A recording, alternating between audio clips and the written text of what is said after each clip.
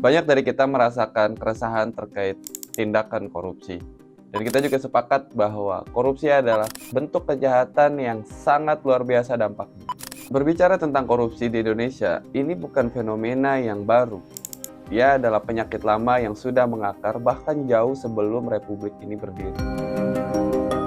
Bayang-bayang korupsi seperti benang kusut yang mengikat Republik ini. Kita masuk dalam ruang perspektif. Berbicara tentang korupsi di Indonesia, ini bukan fenomena yang baru. Dia adalah penyakit lama yang sudah mengakar bahkan jauh sebelum Republik ini berdiri. Budaya korupsi ini tumbuh dari masa kolonial. Praktiknya seperti pemungutan liar, jual beli jabatan, dan juga memanipulasi administrasi. Ini bagian daripada sistem pemerintahan VOC, pemerintahan Hindia Belanda.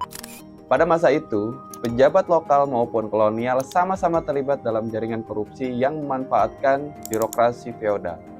Korupsi ini menjadi alat untuk bagaimana mempertahankan kekuasaan dan mengalirkan kekayaan ke kelompok tertentu.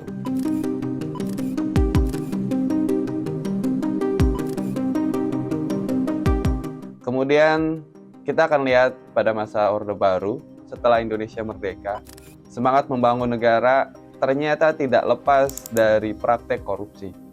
Kondisi ekonomi yang kacau, birokrasi yang belum matang, serta konflik politik membuka celah bagi penyalahgunaan kekuasaan, sehingga kasus-kasus terkait persoalan keuangan negara mulai bermunculan dan akuntabilitas keuangan pada masa itu juga masih sangat lemah.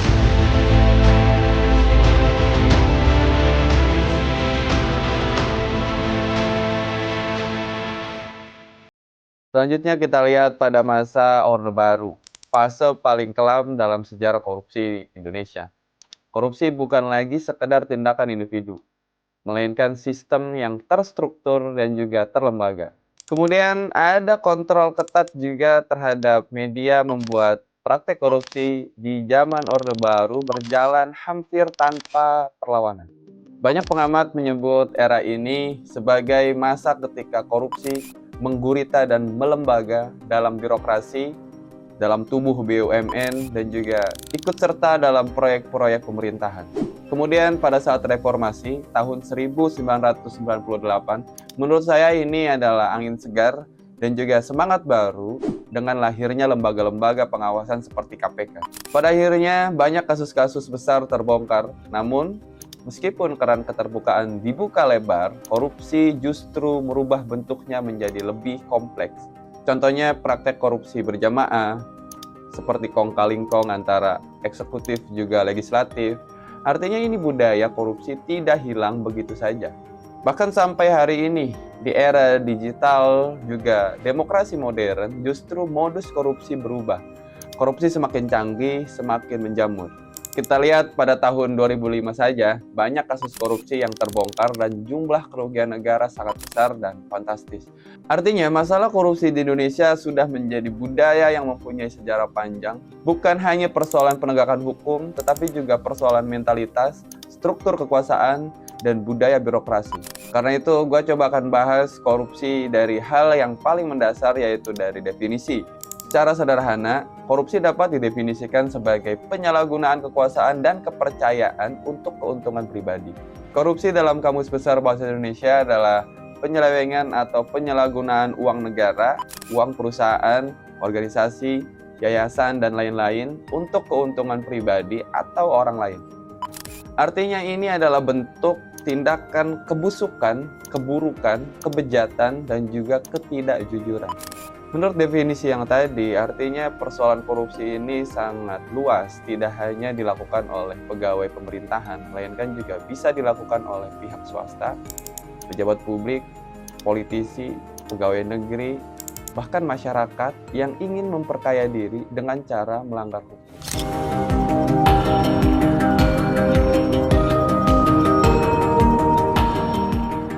Pada tahap ini, gue akan coba menjelaskan level tindakan yang termasuk ke dalam bentuk korupsi. Yang pertama, tindakan pengkhianatan terhadap kepercayaan. Ini adalah bentuk korupsi yang paling sederhana dalam kehidupan sehari-hari. Akibat dari nilai-nilai menyimpang yang diterima oleh alam bawah sadar, maupun karena intensitas internalisasi budaya korupsi. Dalam hal ini, semua orang yang berkhianat atau mengkhianati kepercayaan atau amanat yang diterimanya dikategorikan sebagai korupsi. Kedua, semua tindakan penyalahgunaan kekuasaan meskipun pelakunya tidak mendapatkan keuntungan material.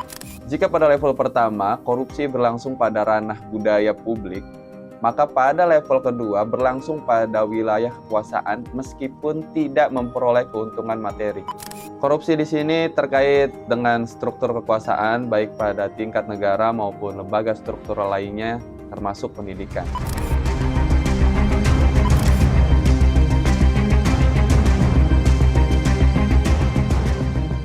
Ketiga, korupsi dalam bentuk tindakan penyalahgunaan kekuasaan untuk mendapatkan keuntungan materi yang bukan haknya.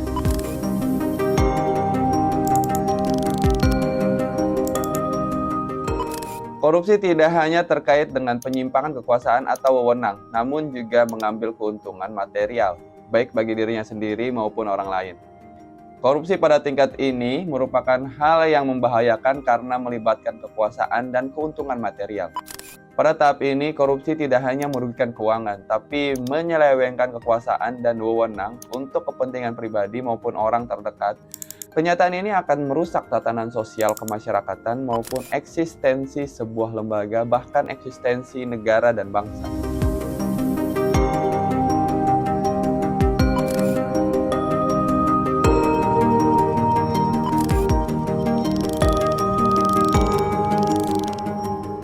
Kemudian saya akan coba membahas dan memisahkan korupsi secara kultural dan juga korupsi sebagai sistemik.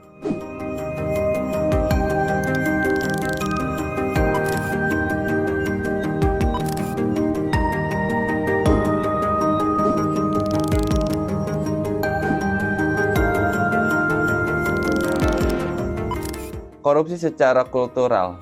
Meskipun korupsi adalah sebuah perbuatan kriminal dan kejahatan yang sudah disepakati bersama, akan tetapi ada anggapan yang mengatakan bahwa korupsi bersifat fungsional karena dapat meningkatkan derajat ekonomi seseorang. Uang suap juga dianggap dapat memberi kontribusi positif, yaitu dapat mengatasi kompleksitas sistem administrasi yang kaku. Jika ditelusuri lebih jauh, maka pendapat yang melihat korupsi bersifat fungsional dapat dipertanyakan. Karena korupsi memiliki dampak positif dan menguntungkan hanya untuk orang-orang tertentu yang terlibat dan tetap merugikan masyarakat umum. Secara faktual, korupsi berdampak negatif karena bisa jadi sebuah masyarakat mau membayar uang administrasi untuk mendapatkan surat izin, lisensi, dan sebagainya, bukan berarti bahwa mereka menyetujui hal tersebut. Meskipun uang administrasi merupakan cara yang paling praktis untuk dapat memperoleh apa yang dibutuhkan, tetapi anggapan ini lama-kelamaan menjadi tidak benar karena jumlah yang diminta mungkin bertambah semakin besar. Di samping persepsi tentang korupsi yang fungsional tersebut, tindakan korupsi yang seringkali disebabkan karena minimnya pengetahuan pada pelaku korupsi. Tindakan korupsi secara kultural ini banyak ditemukan di masyarakat. Kita kasih contoh misalnya kebiasaan untuk memberikan uang tanda terima kasih ketika membuat KTP, atau uang terima kasih dari orang tua kepada guru ketika masa penerimaan rapot, atau membawa oleh-oleh kepada dosen ketika bimbingan skripsi, seringkali dianggap bukan bagian dari tindakan korupsi. Secara umum, kebiasaan tersebut merupakan hal yang wajar karena dianggap sebagai bentuk kedermawanan atau bentuk tanda terima kasih. Namun dampak pemberian hadiah akan sangat menentukan apakah sebuah pemberian ini merupakan salah satu bentuk korupsi atau faktor pendukung korupsi. Tradisi ketimuran seperti pemberian hadiah biasanya dilakukan secara sukarela kepada teman, saudara, atau pihak-pihak yang membutuhkan tanpa motif-motif tertentu dan diberikan dalam bentuk sewajarnya. Jika pemberian sudah menyalahi prinsip-prinsip tersebut, maka besar kemungkinan pemberian tersebut termasuk uang suap dan uang pelicin yang kemudian dapat dikategorisasikan dengan korupsi.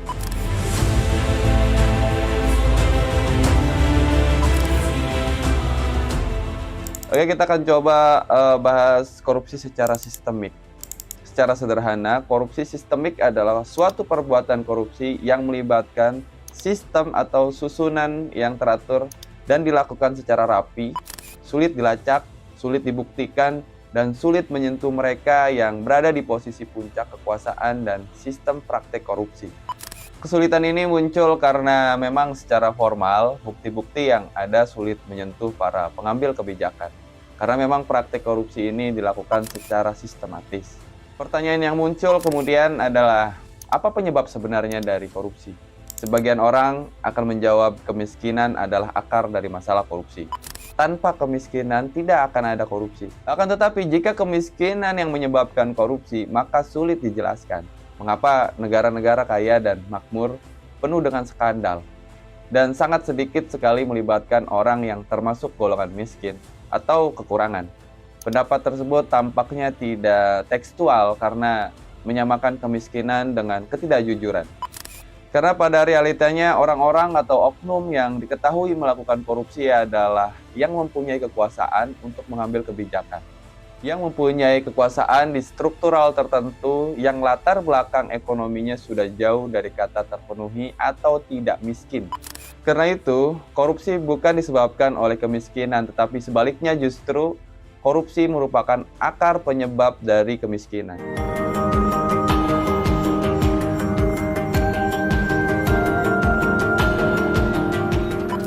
Kita akan coba bahas dari faktor-faktor penyebab korupsi, mungkin terdiri dari dua hal, yaitu faktor internal yakni dari dalam diri si pelaku terkait dengan persepsi terhadap korupsi dan juga moralitas maupun integritas moral individu yang bersangkutan. Sedangkan faktor eksternal meliputi faktor di luar dari diri pelaku korupsi, yakni struktur hukum, sistem politik, dan kultur sosial, juga sistem pendidikan.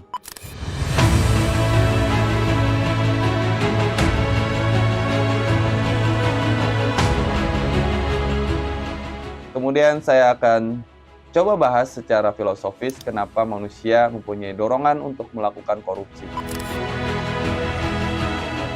Berbicara tentang manusia, pasti dalam hidupnya mempunyai keinginan untuk mencapai kebahagiaan.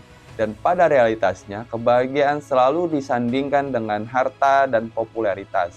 Tapi ketika orang mengarahkan seluruh hidupnya pada harta, justru akan menjauh dari tujuan karena harta tidak menjamin kebahagiaan. Sedangkan popularitas itu merupakan sesuatu yang terdapat bukan dalam diri kita, tapi pandangan orang lain. Artinya orang bisa saja populer meskipun tidak berkualitas. Maka sesuatu yang harus diusahakan adalah kualitas diri dan prestasinya, bukan popularitasnya. Menurut gua, uang, popularitas, kekuasaan, dan juga status sosial adalah tujuan yang keliru dan imajiner yang selalu menjadi impian setiap orang. Pada realitanya, susah sekali menentang fakta yang ada di masyarakat, di mana setiap individu akan mendapatkan penghormatan yang tinggi ketika mempunyai 4 hal yang tadi. Pada kondisi ini, akhirnya tindakan korupsi menjadi sangat diminati dan sangat seksi karena bisa lebih cepat dan tanpa usaha lebih untuk mendapatkan 4 hal yang tadi. Jadi untuk persoalan korupsi di Indonesia yang mempunyai sejarah panjang ini, saya akan coba kembali merefleksikan bahwa korupsi bukan sekedar tindakan kejahatan yang mencuri uang negara. Ia adalah penyakit yang merampas masa depan, memiskinkan rakyat, dan juga merusak kepercayaan. Namun korupsi bukan sesuatu yang mustahil untuk diatasi. Contohnya negara-negara yang dulunya terpuruk oleh korupsi telah bangkit karena mempunyai solusi yang tegas, sistematis, dan konsisten. Indonesia pun bisa melakukan hal yang sama dengan langkah-langkah nyata dimulai dari hari ini.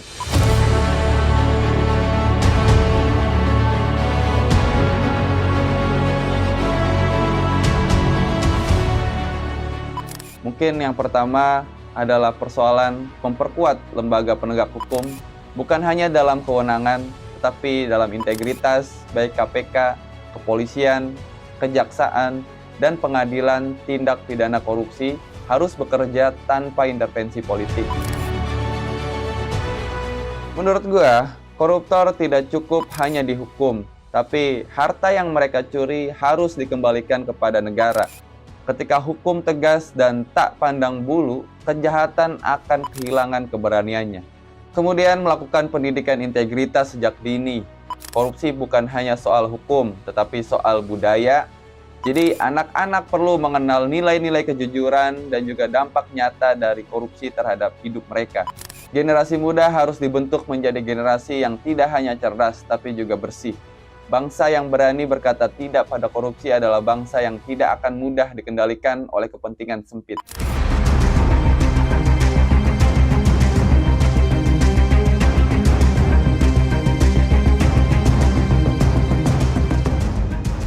Dan mungkin yang terakhir dan paling penting menurut gua adalah keterlibatan masyarakat. Korupsi tidak akan hilang jika hanya dibebankan pada lembaga formal. Warga harus memiliki ruang dan keberanian untuk melapor, mengawasi, dan mengkritik. Ketika masyarakat menjadi mata dan telinga negara, korupsi akan semakin sulit bertahan.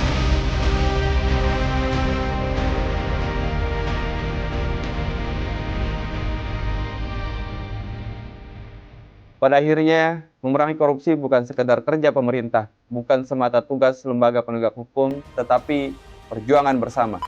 Memerangi korupsi adalah jalan panjang, tetapi setiap langkah menuju keterbukaan, integritas, dan keberanian adalah bagian dari kemenangan.